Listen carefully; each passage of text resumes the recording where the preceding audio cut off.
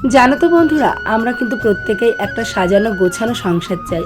আমরা চাই আমাদের ঘরটা যেন পরিষ্কার থাকুক, ঝা চকচকে থাকুক। শুধু ঘর নয়, সেই সঙ্গে বাড়ির আনাচে কানাচে, বাড়ির প্রত্যেকটা আসবাবপত্র, বাসনপত্র, জামা কাপড়, মানে যাবতীয় যা আছে একটা সংসারে, প্রতিটা জিনিস যেন ঝকঝকে চকচকে এবং পরিষ্কার থাকে।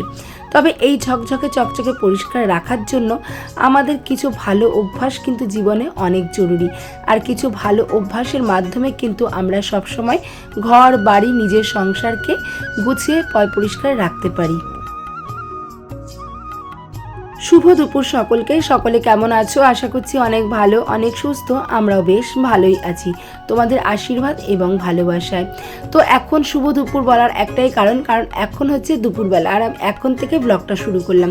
সকালে রান্না বান্না সমস্ত কাজকর্ম একটা অফ ক্যামেরায় করে নিয়েছিলাম, আর তারপরে চলে গেছিলাম একটুখানি বাজারে।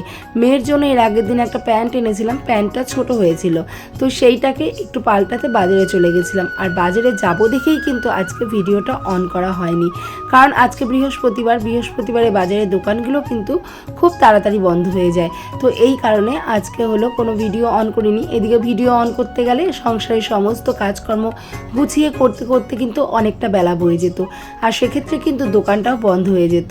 আর জানো তো বন্ধুরা, এই কারণেই না আমি ভিডিওটা অন করতে পারিনি। যাই হোক, বাজার থেকে চলে এসেছি, জামা কাপড় পাল্টে এসে প্রচণ্ড পরিমাণে খিদে পেয়ে গেছিলো। এত খিদে পেয়ে গেছিলো, সকাল থেকে তেমনভাবে কিছু আমি খাইনি। আর তোমরা তো জানোই আমি একবারই ভাত খাই, আর আমরা সেটা 1টা থেকে 1:30টার মধ্যে। আর এই টাইমটা হয়ে গেলে পেটের মধ্যে যেন পুরো আগুন জ্বলে। বাড়িতে এসে ঝটপট করে ভাত খেয়ে এইবার দেখো কাজে লেগে গেছি। রান্নাঘরটা কিন্তু এরকমই অগোছালো করে রেখে চলে গেছিলাম, তার কারণ ওই মোটামুটি রান্নাবান্না করে টুকটাক ওপর দিয়ে আলগা করে আর কি পরিষ্কার করে ধুয়ে গেছিলাম, আর বাদ বাকি কাজ কিন্তু পড়েই ছিল। তো এখন এসে ঝটপট একদম ফুল এনার্জি নিয়ে কিন্তু কাজে লেগে গেছি। আর সব সময় বন্ধুরা একটা জিনিস খেয়াল করবে, তুমি যখনই সবসময় অতিরিক্ত পরিষ্কার করে কাজ করবে, তোমার চোখে সবসময় যখনই দেখবে বাড়ির আনাচে কানাচে পরিষ্কার, তখন কিন্তু এতটুকু নোংরাও সবার প্রথমে তোমার চোখে লাগবে। সেই কারণে কিন্তু যারা একদম পরিষ্কার ফিটফাট করে কাজ করতে ভালোবাসে, তারা কিন্তু নোংরা একদমই পছন্দ করতে পারে না, আর তাদের চোখে যেন একটুখানি নোংরাও অনেক বড় মনে হয়, এবং তারা কিন্তু কখনোই অলসতা মনে করে না কোনো কাজকে। আর এই সমস্ত অভ্যাসগুলো থাকা কিন্তু ভীষণ ভালো। এতে সংসারে একটা পজিটিভ এনার্জি আসে, নিজের শরীরেও কিন্তু একটা পজিটিভ এনার্জি আসে, যাতে কিনা সংসারে লক্ষ্মীশ্রী বয়ে নিয়ে আসে। তো প্রথমেই দেখো বাসনপত্র ছিল অল্প কটা, তো সেগুলোকে ভালো করে মেজে পরিষ্কার করে নিলাম। আর আজকে বাজার থেকে আসার সময় একটা রুফ নিয়ে এসেছিলাম, ওই মার্বেল ক্লিনার আর কি। রান্নাঘরটা না ওই সাদা যে মার্বেল পাথরগুলো ছিল, আমি যতই সার্ফ দিয়ে পরিষ্কার করি না কেন, কেমন একটা অন্যরকম কিন্তু গ্লেজটা নষ্ট হয়ে যায়। তো এই কারণে আজকে মার্বেল ক্লিনার নিয়ে এসেছি, এটাকে দিয়ে ভালো করে রান্নাঘরটাকে পরিষ্কার করে নিলাম। খুব একটা খাটনি করতে হয় না, সামান্য একটু ঢেলে দিলেই, তারপরে একটা কাপড় দিয়ে মুছে নিলেই কিন্তু একদম চকচকে হয়ে যায়। আমার যেহেতু সাদা টাইলস, আর একটুখানি দাগ ভরলেই কিন্তু দেখতে ভীষণ বাজে লাগে। তো এই কারণে ভালো করে চকচকে করে পরিষ্কার করে নিয়েছি। আর ওই যে নিচের যে ইয়েগুলো দেখতে পাচ্ছ না, যে বেসিন কাউন্টার টপগুলো, সেগুলোকেও না একটু পরিষ্কার করে নিলাম। আর একদিককার জিনিস আরেক দিকে মাঝে মাঝে যদি একটু সরিয়ে রাখা যায়, তাহলে দেখবে ঘরের লুকটাই যেন পুরো চেঞ্জ হয়ে যায়, আর দেখতেও যেন খুব বেশি ভালো লাগে। তো এই কারণে নিচের টপ কাউন্টারটাকেও ভালো করে পরিষ্কার করে, মশলার কৌটো মানে যে মুড়ির কৌটো এগুলো ছিল, এইটা ওই সাইডে নিলাম। আর থালা বাসনের কৌটোটা কিন্তু মানে থালা বাসনের যে পুরো কাউন্টারটা এইদিকে নিয়ে চলে আসলাম। এতে কিন্তু পরিষ্কার পরিচ্ছন্ন রান্নাঘরের সঙ্গে সঙ্গে আমি একটা সুন্দর লুকও রান্নাঘরকে দিতে পেরেছি। আর সত্যি বলতে আজকে মানে রান্নাঘরটা এত চকচক করছিল, দেখতে ভীষণই ভালো লাগছিল। তো রুফটা নিয়ে এসে মানে এত উপকার হয়েছে আমার, কারণ সার্ফ দিয়ে পরিষ্কার করতে করতে একটা কেমন যেন লেয়ার পড়ে যাচ্ছিল, দেখতে খুবই বাজে লাগছিল, নিজের মনের ভেতর থেকেই খুঁতখুত করছিল। তার কারণ একটা সময় রান্নাঘরের প্রচুর কষ্ট করেছি। আজকে ছোট হোক বড় হোক যেটুকুই আছে, এটুকু যদি যত্ন না করি তাহলে তো এটুকুও নষ্ট হয়ে যাবে, তাই না? তো এই কারণে আমি কিন্তু রান্নাঘরটা আর ইভেন পুরো বাড়িটাকে আমি ভীষণ পরিমাণে যত্ন করি, আর ভীষণ ভালোবাসি, আর ভীষণ মানে নিখুঁতভাবে কিন্তু কাজগুলোকে করার চেষ্টা করি। নিজের রান্নাঘরটা পুরো পরিষ্কার করে ধুয়ে চলে এসেছি এসেছি ওপরে। ওপরে এসে এই যে দেখো, এই ছেলের যে জামা কাপড় থাকে, জামা কাপড়গুলো একটা জায়গার মধ্যে পরিষ্কার করে, জামা কাপড় দলা করতে করতে জানো তো বন্ধুরা, পুরো দলা করে এটা পুরো ভরে ফেলেছে। তো এই জন্য আজকে একটুখানি হাতে সময় নিয়ে জামা কাপড়গুলো ভাঁজ করে জায়গায় কিন্তু আমি রেখে দিলাম। আর এদিকে দেখো, ছেলেমেয়েরা যেখানে সেখানে শুধু পড়তে বসবে, আর কিন্তু এরকমভাবে বইয়ের ব্যাগ, বইপত্র, খাতা, পেন সমস্তটাই ছড়িয়ে রাখবে। আর আমি যতবারই ওপরে আসবো বা যে কোনো ঘরে যাব, তখনই দেখবো বই ছড়ানো, তখনই কিন্তু আমি আবার পরিষ্কার করে রাখবো। এই বাস্কেটটা দেখতে পাচ্ছ, এইটার মধ্যে কিন্তু আমি আমার সমস্ত বেড কাভারগুলো রেখে দিই। আর এই বাস্কেটটা কবেকার জানো? এই বাস্কেটটা হচ্ছে অন্বেষা, মানে আমার মেয়ে যখন হয়েছিল ঠিক তখনকার বাস্কেট। এটা প্রায় ধরো 19 বছর হয়ে গেল আমাদের এই বাস্কেটটার বয়স, মানে অন্বেষার বয়স তো 19, আমার মেয়ের বয়স 19, তো বাস্কেটটার বয়সও কিন্তু 19। তো বাস্কেটটা ফেলতে ভীষণই মায়া লাগে। আমি আবার কোনো জিনিস সহজে একদম ভেঙে চুরে নষ্ট না হয়ে গেলে সেগুলোকে ফেলি না, ভীষণই মায়া লাগে আমার। তো বাস্কেটটাকে আমি এরকমই যত্ন করে রেখে দিয়েছি। আর এটার মধ্যে আমার যত বেড কভার আছে সেগুলোকে কিন্তু সুন্দর করে ভাঁজ করে রেখে দিই। আর আজকে দেখো, এই ঘরের বিছানাটা একটু চেঞ্জ করে নিলাম।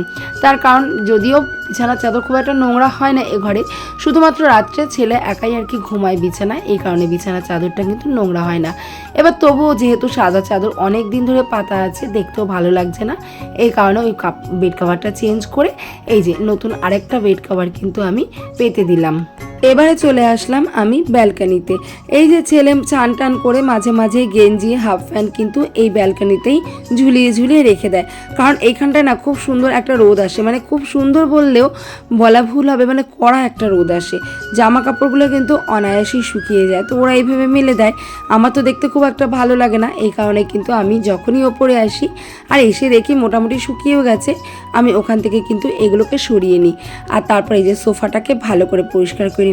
আর প্রত্যেক দিনই যদি আমাদের ঘরের আসবাবপত্র বা যে কোনো জিনিস একটু আলগা হাতে এরকমভাবে পরিষ্কার করি, তাহলে জিনিসগুলো বেশ দেখতে সুন্দর লাগে। আর সবসময় কিন্তু গোছানো পরিষ্কারও থাকে, আর নোংরাটাও কিন্তু খুবই কম হয়। যেমন ধরো আমাদের বেড কভারগুলো যদি আমরা সপ্তাহে একটা দিন অন্তত পাল্টে নিতে পারি, একটা দিন অন্তত কেচে নিতে পারি, তাহলে দেখবে বেড কভার বেশি নোংরা হলে তো কাচতে ভীষণই খাটনি হয়। আর প্রত্যেক সপ্তাহে যদি মানে পাল্টাই, তাহলে ঘরের লুকটাও অনেকটা চেঞ্জ হয়ে যায়। আর সেই সঙ্গে কিন্তু কাচার যে খাটুনিটা, মানে অনেক নোংরা হয়ে গেলে তো কাচতে অনেক খাটনি হয়। তো অল্প অল্প যদি মানে নোংরা হতে না হতেই যদি আমি সেগুলোকে কেচে পরিষ্কার করে নিই, তাহলে দেখবে জিনিসগুলো যতটা পরিষ্কার থাকে আর এর লুকটাও কিন্তু ঠিক ততটাই চেঞ্জ হয়ে যায়। তো যাই হোক, ঘরটাকেও ভালো করে পরিষ্কার করে ব্যালকনিটাকেও গুছিয়ে নিলাম। ব্যালকনিটাকে গুছিয়ে তারপর এখন দেখো পরিষ্কার করে ঘরটা ঝাড় দিয়ে নিচ্ছি। যতই আমরা মানে দিনে 2-3 বার ঘর ঝাড় দিই না কেন, দেখবে ঘর দুয়ার পরিষ্কার করার পর বা হচ্ছে বিছানার কভার টভার চেঞ্জ করার পর কিন্তু ঘরে প্রচণ্ড পরিমাণে বালি হয়। তো ভালো করে তখন যদি ঝাড় না দেওয়া হয়, তাহলে কিন্তু ঘরটা দেখতে খুবই নোংরা নোংরা লাগে, আর নিজের পায়ের তলাতেই কিন্তু প্রচুর পরিমাণে বালি পড়ে। তো এই কারণে কিন্তু ঘরটাকে আবারও ছাড় দিয়ে নিলাম। তো এইভাবেই যদি আমরা প্রত্যেক দিনের কাজ একটু একটু করে প্রত্যেক দিন করে রাখি, কাজগুলোকে জমিয়ে না রাখি, তাহলে দেখবে ঘর দুয়ারও যেমন পরিষ্কার থাকবে, তেমন নিজের মধ্যেও কিন্তু একটা পজিটিভ এনার্জি আসবে। আর খাটনিটাও কিন্তু আমাদের অনেকটা কম হবে। আর পজিটিভ এনার্জি আমি এই কারণেই বললাম, কারণ তোমার গোছানো বাড়িতে যদি কেউ আসে, আসার পর যদি তোমাকে প্রশংসা করে, তাহলে দেখবে সত্যি মনটা আরও ভালো লাগে, আর গোছানোর প্রতি আগ্রহটা কিন্তু আরও বেড়ে যায়। তারপরে একটু স্কিন কেয়ার করে নিলাম। সন্ধ্যাবেলা জামাইবাবু এসেছিলো, তো কয়েকটা স্যান্ডউইচ এনেছিল, তো ওটাই সবাই মিলে খেয়ে নিলাম। আর এদিকে দেখো, বাড়ির ওপরে যে যারা সেলার কমফোর্ট আর কি সেল করতে আসে, তাদের থেকে এই যে কমফোর্ট নিয়েছি। একটা করে চেনে কিন্তু 3টে থাকে, আর এটার দাম মাত্র কিন্তু 10 টাকা নেয়। আমার মানে কোটো আনি, কোটোটা ফুরিয়ে গেছে, তবে এই পাউচটা নেওয়াও কিন্তু অনেকটা লাভজনক। আমি এরকম পাউচ কিন্তু মাঝে মাঝে বাড়ির উপর থেকে নিয়ে রাখি। আর এরকম একটা কোটোর মধ্যে কিন্তু আমি এই যে পাউচগুলো কেটে কেটে ভরে রাখি, তাহলে মানে সাশ্রয়টাও ভালো হয় আর অপচয়টাও কিন্তু কম হয়। কারণ একটা প্যাকেট এমনও মানে কোনো একটা দিন আছে একটা জামা কিনে আমাকে কমফোর্ট দিতে হবে, পাউচ থেকে কেটে যদি বার করি বাকিটা কিন্তু নষ্ট হয়। আর এইভাবে কেটে কেটে যদি একটা কোটোর মধ্যে রেখে দিই, জিনিসটাও নষ্ট হয় না, আর আমার প্রয়োজন মতো যতটুকু প্রয়োজন আমি কিন্তু ঠিক ততটুকু নিয়েই কাজে লাগাতে পারি। মধ্যবিত্ত ঘরের বউ হয়েছি, সাশ্রয়ের চিন্তাটা তো আগে করতে হবে। এই যে পাউচগুলো আমি কেটেছি, এই যে খালি প্যাকেটগুলো, এগুলো কিন্তু ফেলে দেবো না। কালকে যে কটা জামা কাপড় কাচবো তার মধ্যে চুবিয়ে দিলেই কিন্তু আমার কাজটা চলে যাবে, তাই অকারণে কিন্তু ফেলে না দিয়ে এটাকেও আমি কাজে লাগিয়ে দেবো। তো আজকে এই পর্যন্তই রাখছি বন্ধুরা। ভিডিওটি কেমন লাগলো অবশ্যই জানিও, ভালো লাগলে কিন্তু লাইক করো, আর এভাবেই কিন্তু আমি কাজ করি সেটাই শেয়ার করলাম।